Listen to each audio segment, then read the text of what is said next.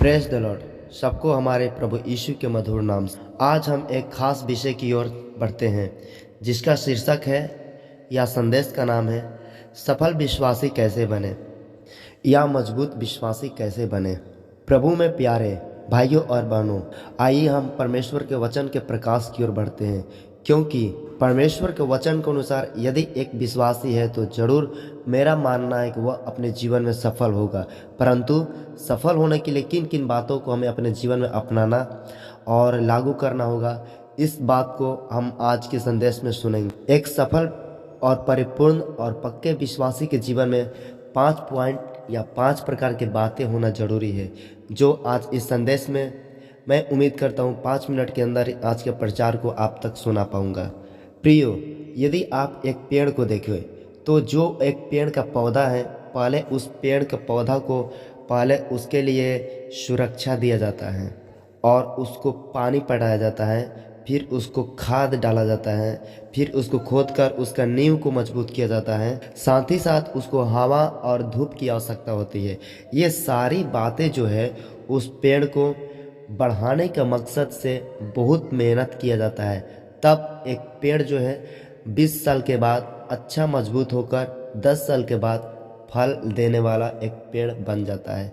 परंतु यदि उस पेड़ को हम बचपन में ही उखाड़ कर पौधा के समय में उखाड़ कर फेंक दें तो वह पौधा पेड़ के रूप में परिवर्तन नहीं हो पाएगा। इसलिए मैं आज इस पेड़ का उदाहरण इसलिए दिया ताकि आप पेड़ के द्वारा सीख सके।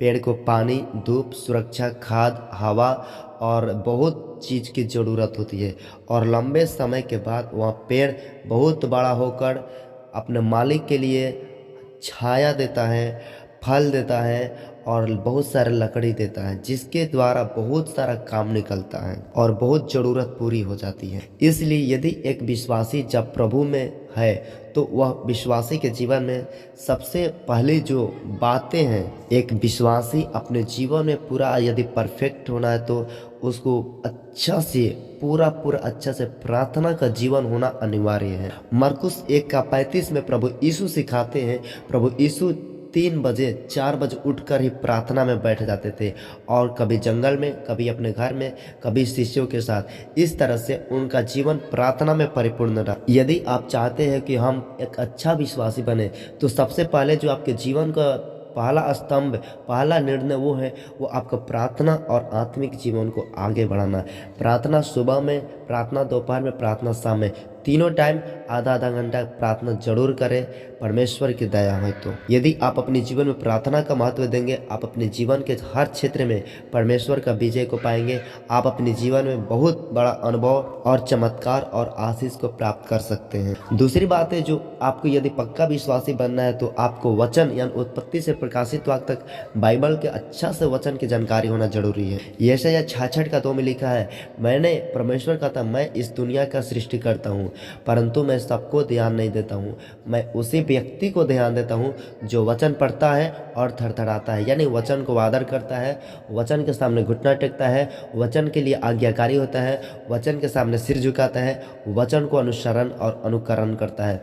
परमेश्वर उसी के साथ, उसी के लिए, उसी के द्वारा बड़ा काम कर सकता है। यदि आप एक सफल विश्वासी बनना चाहते हैं तो जरूर वचन का ज्ञान होना आपके लिए बहुत जरूरी और इम्पोर्टेंट है, क्योंकि शैतान आपको वचन से दूर रखता है, लेकिन परमेश्वर आपको वचन के द्वारा ही जीवन को आशीषित करता है। वचन के द्वारा ही परमेश्वर आपसे बात करता है। तीसरी पॉइंट जो एक सफल विश्वासी के जीवन में होना, वो है संगति, लगातार कंटिन्यूअस फेलोशिप। प्रेरितों के काम 2:42 में लिखा है, परमेश्वर के जो सेवक उस समय पहली कलीसिया, पहली शताब्दी के समय में जो लोग शिक्षा पाने, संगति रखने में लगातार बढ़ते गए। यानी आपको कभी भी चर्च नहीं छोड़ना है। जहाँ पर प्रार्थना होती है, फास्टिंग प्रेयर या मीटिंग्स या अन्य प्रकार का प्रेयर जो यीशु के नाम से है, वहाँ पर जरूर संपर्क में जाना है, प्रार्थना में बैठना है और संगति करना है। यदि वो संगति परमेश्वर की ओर से अच्छा लगता है तो कीजिए। अच्छा वो संगति आपको अच्छा कंफर्टेबल नहीं है, यदि वहाँ पर गलत शिक्षाएँ दिया जाता है तो जरूर उस संगति से दूर रहिए, अच्छा संगति को खोजिए।